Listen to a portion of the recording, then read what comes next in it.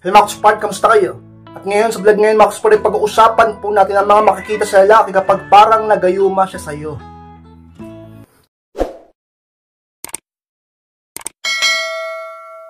Kung handa na kayong lahat, usada po tayo at muli, be inspired!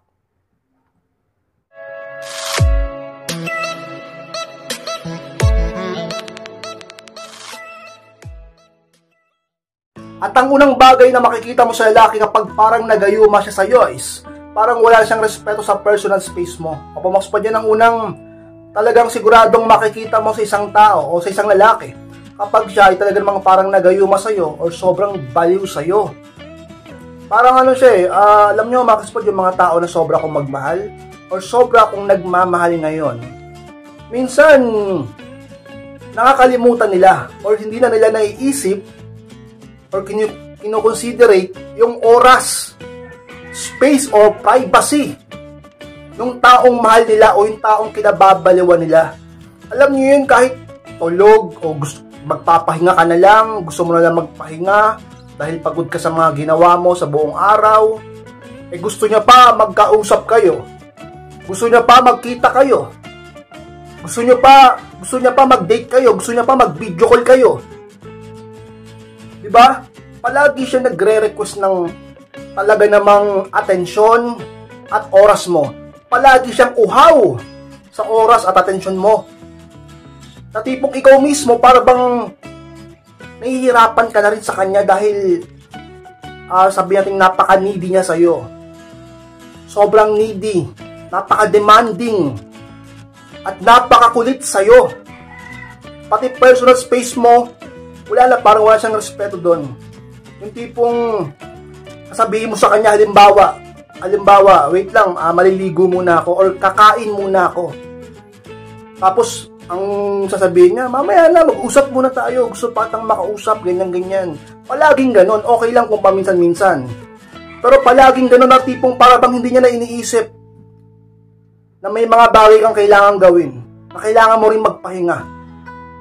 Diba? Ganyan yan ka-inspired. Kasi gusto niya lang palagi, ang iniisip na lang yung sarili niya. Alam nyo, isa sa pagkakamali ng mga taong obsessed yung mga lalaki o babaeng baliw sa pag-ibig, isa sa mga nagiging problema nila. Dahil sa kagustuhan nila na lagi kang makita, dahil sa kagustuhan nila na lagi kang makasama o makausap. Minsan, sarili lang nila ang iniisip nila. Ang mahalaga lang sa kanila, makasama ka. Ang mahalaga lang sa kanila, mabigyan mo siya ng oras. Tapos pag di mo nagawa yun, magtatampo, magagalit, naiinis, makikipagtalo, pero hindi ka rin naman kayang tiisin, ka-inspired. Since sa mga talagang makikita mo sa tao o sa isang lalaki, kapag siya ay parang nagayuma sa'yo o sobrang baliw sa'yo, pati personal space mo ay para bang hindi niya nare-respeto. At paano makikita mo sa lalaki, inspired kapag parang nagayuma sa'yo is ginagawa at binibigay lahat sa'yo. Yan pangalawa, inspired kapag ang isang lalaki ay parang nagayuma sa'yo, sobrang mahal na mahal ka at patay na patay sa'yo. At tipong baliw na baliw sa'yo, ang datingan niya sa'yo, ay talaga namang lahat gagawin niya at lahat ibibigay niya. Paano gagawin lahat kay inspired? Lahat. Mapatunayan lang sa'yo na mahal ka niya. Ang goal niya is laging mapakita at maparamdam sa'yo na mahal ka niya. Yung tipong ipapakilala ka niya sa lahat, pati sa social media, sabihin natin ipopost niya yung about sa inyong dalawa. Tapos kung ano-ano yung binibigay sa'yo, kung ano-ano yung nireregalo sa'yo, kahit wala namang okasyon, kung ano-anong effort ang ginagawa para sa'yo, okay naman yung ganon, napaka-sweet nga nun. Pero pag sobra-sobra na yung ginagawa niya, tipong kahit wala namang okasyon o hindi mo naman nire-request at lagi siyang ganon, di ba? Parang nakakonsensya rin na para bang nakakaawa din yung datingan niya, di ba? Napaka-obsess. At tayo bilang mga tao, lalaki man o babae, ayaw natin nung ganun. Nakaka-turn off yun sa atin. Ano yun ka-inspired? Nakaka-turn off sa atin yun. Nakaka-turn off yun sa atin. So, umpisa, okay yan. Sweet yan para sa'yo. Napaka-sweet. Talaga namang nakakatuwa. Maligaya ka. Pero, pag sobra-sobra yung ginagawa ng tao sa atin, na tipong para bang sobrang baliw na siya sa atin, hindi na tayo natutuwa sa ganun, maniwala ka sa akin. Siguro yung iba sa inyo, nasubukan na yan. Naranasan na yan.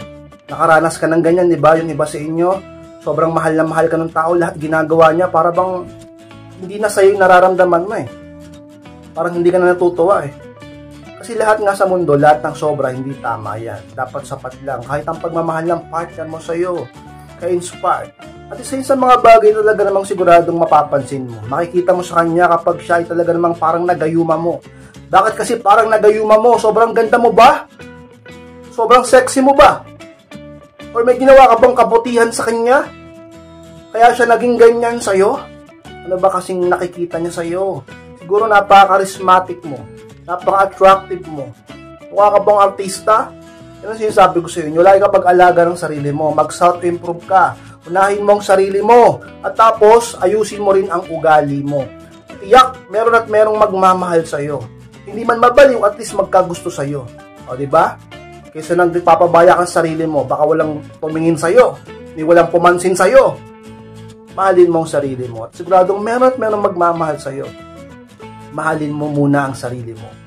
At isa yun sa talaga namang makikita mo sa tao kapag siya ay talaga namang parang nagayuma mo. Lahat ginagawa niya, lahat binibigay niya. Kahit hindi mo na-request, kahit hindi mo inaasahan, kahit walang okasyon, kahit hindi mo sinabi, kahit walang anumang pinag-usapan, walang plano, ginagawa niya, nagugulat ka na lang, sobrang ginagawa niya at para bang nagkakautang na loob ka na sa kanya, ka-inspire.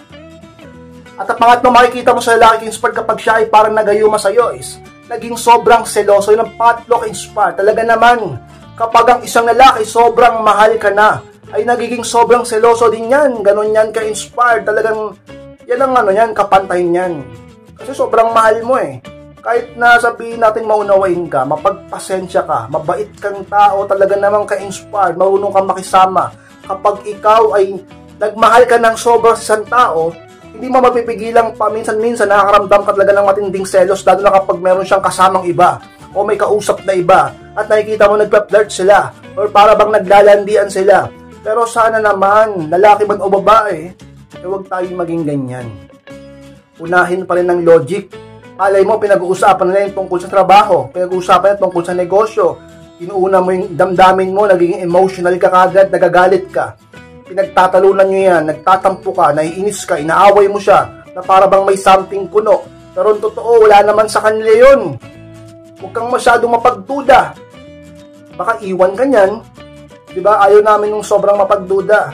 At lagi kami pinagbibintangan na wala naman kami ginagawa. Kung may ebidensya, lagi ko sinasabi sa inyo, sa isang relasyon, dapat may ebidensya ka bago ka mang-away. Hindi yung wala ka namang ebidensya, duda-duda lang, eh, wala, talo ka dyan. Diba? At isa yun sa mga makikita mo sa isang lalaki kapag siya ay talaga namang para bang baliw na sa'yo ngayon, para bang nagayuman mo siya sa kung anumang dahilan na kahit ikaw mismo nagtataka at napapaisip bakit naging ganun siya at ngayon naging sobrang seloso na. Ibig sabihin lang yan kay inspired, sobrang mahal ka na niya. Sa mga makikita mo sa kanya kapag siya ay talaga namang in love na sa iyo ngayon. At ang pangapat na makikita mo sa lalaki inspired kapag parang nagayuman siya sa iyo is feeling mo, kinokontrol ka na niya. Yan pang-apat ka-inspired. Yan ang isang mga mararamdaman mo. Kapag mayroong isang taong sobrang nagmamahal sa'yo, sobrang ginagawa ang lahat para sa'yo, para bang nagkakautang na loob ka sa kanya, sabihin natin nakukonsensya ka na at naaawa ka na rin sa kanya. Dahil lahat ginagawa sa'yo. At talagang para bang nakokontrol ka na, namamanipula ka na. Dahil syempre naman, di ba?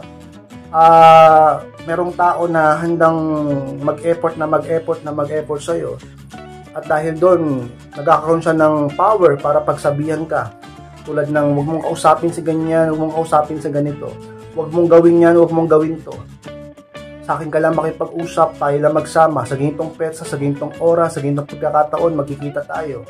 Para bang nakokontrol na, para bang medyo nasasakal ka na. Yun, nasasakal ka na at para bang wala ka nang masyadong personal space at privacy. Diba? Ganyan yan kapag may taong in love sa'yo. Na para bang obsessed at nagayuma sa'yo. Para bang feeling mo merong taong kumokontrol sa'yo. Parang feeling mo wala kang masyadong kalayaan. Parang feeling mo bawat hakbang mo, bawat kilos mo, detalyado. Kailangan malaman niya. Kailangan updated siya. Kailangan sabihin mo pa. Kailangan mag-ingat ka pa. Wala ka namang gagawing masama pero para bang nakakaramdam ka ng pangamba bago magawin ng isang bagay na para bang talaga namang merong kumokontrol sa'yo. Bagay na hindi mo naman nararamdaman noon. Ka-inspired sa mga senyales ng isang tao, merong isang taong sobrang baliw sa'yo at ginagawang lahat sa'yo Nakakaramdam ka ng ganyan, feeling mo nakokontrol ka, ka-inspire. At malibang makikita mo sa lalaki ka-inspire kapag parang nagayo mo siya sa'yo is, napakadalas niyang mag-message at call sa'yo ng panlima ka-inspire. Pinakatotoo rin. Alam nyo, pag ang isang tao sobrang mahal na mahal ka at para bang baliw na sa'yo ngayon at parang nagayuma sa'yo, lagi siyang nagme-message sa'yo. Saan man yan, saan man kayo nag-uusap, sa chat or sa text or sa WhatsApp or kung saan man, sa Telegram or kung saan man, palagi siyang may message sa'yo, nagsisend ng mensahe sa'yo, lagi siya nangangamusta, nag-update, nangungulit sa'yo, minsan nagme-miss call pa, panay tawag pa sa'yo, kahit alam nang may trabaho ka, alam nang busy ka sa negosyo mo, alam nang may ginagawa ka, pero palagi pa rin siyang andyan, ka-inspire, nag-update sa'yo. Minsan nga, naiinis ka, sinasabihan mo na nga siya na, wait lang, may ginagawa pa ako. Mamaya tayo mag-usap. Hindi ako pwede sa ganyang petsa kasi may meeting ako, may trabaho ako, may gagawin ako. Para bang yun nga, sobrang kulit niya. Sobrang kulit niya. Pangungulit. Tapos pag hindi mo na pagbigyan, pag para bang tinatanggihan mo, pag di ka available, tatampo, nagagalit, nag-aaway kayo. Pag pinatulan mo naman, hindi rin makakatiis, siya rin na magsusorry, siya rin na magpapakumbaba at manunuyo sa'yo. Diba? Ganyan yan. Ganyan ba ang mga napapansin mo sa partner mo ngayon? Ganyan ba ang napapansin mo sapagkat sa mga talaga namang senyales na ang isang tao ay mahal na mahal ka? Para bang nagayuma sa'yo? Tipong sa'yo na lang umiikot ang mundo niya. Gumawa siya ng sarili niyang mundo na kayong dalawa lang ka-inspire. Sa mga talaga namang mapapansin mo, makikita mo sa isang lalaki kapag siya ay parang nagayuma sa'yo at sobrang mahal ka na, panay message niya, napakasipag niya. Parang wala siyang ginagawa sa buhay niya, kundi hintayin ka, kundi mag-message sa'yo, kundi kausapin ka, para bang napakarami niyang oras para sa'yo. Napakarami niyang panahon na pwedeng ilaan sa'yo. Para bang wala siyang pinagkakabalan sa buhay, kundi ang kausapin ka lang. Wala siyang inatupag kundi ikaw. Wala siyang ibang inisip kundi ikaw. Wala siyang ibang talaga namang ibang iniintindi kundi ikaw. Kaya inspired. Nakakatakot ang bagay na yan. Bilang love coach, nakikita ko at napatunayan ko, nakakatakot ang bagay na yan. Kausapin mo siya. O kumuha kayo ng isang, sabihin nating tawag doon, specialist na pwedeng kumausap sa kanya. Hindi maganda yung ganyan. Ang pangit ng sobra ka kung magmahal. Kausapin mo din siya. Baka mama, ikaw yung ganyan. Huwag ka din maging ganyan. Huwag kang sobra kung magmahal. Mapapahama kayo dyan. Mabibigo kayo pag ganyan. Huwag sobra kung magmahal. At kung ganyan ang partner mo lalaki, kausapin mo siya at gumawa ka ng paraan. Para bawas-bawasan. Hindi maganda yung maging obsessed. Pangit ang maging obsessed. At since ang mga makikita mo sa lalaki, kapag siya ay para bang nagayuma sa'yo, dahil ganyan na siya sa'yo ngayon, at sobrang mahal ka na niya, ka-inspire.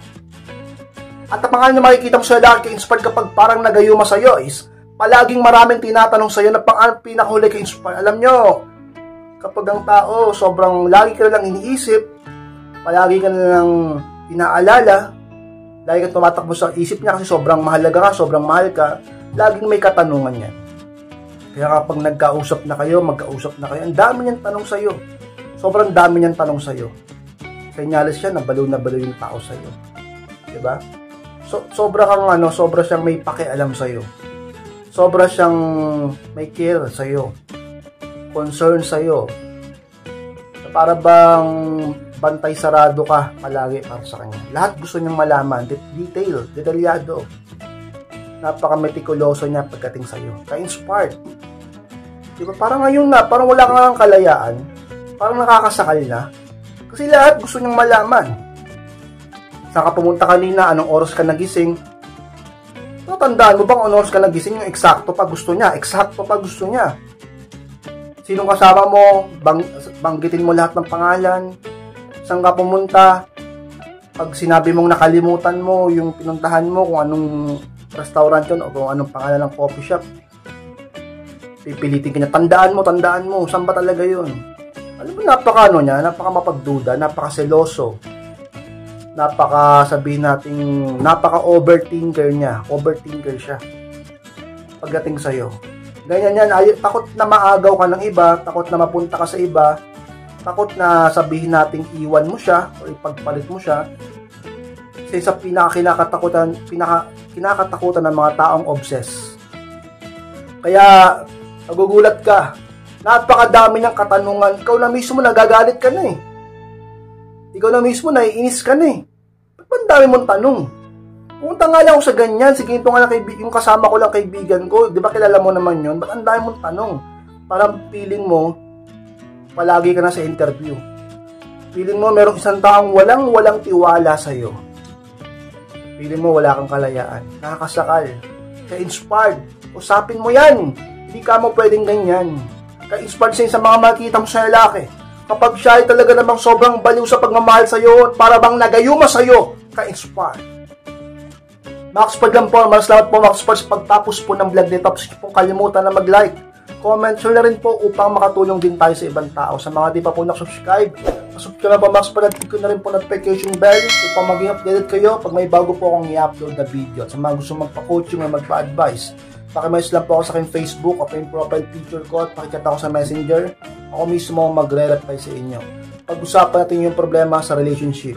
Maraming salamat, Maxpard. Mag-ingat kayong lahat. Mahal ko po kayo at muli, be inspired!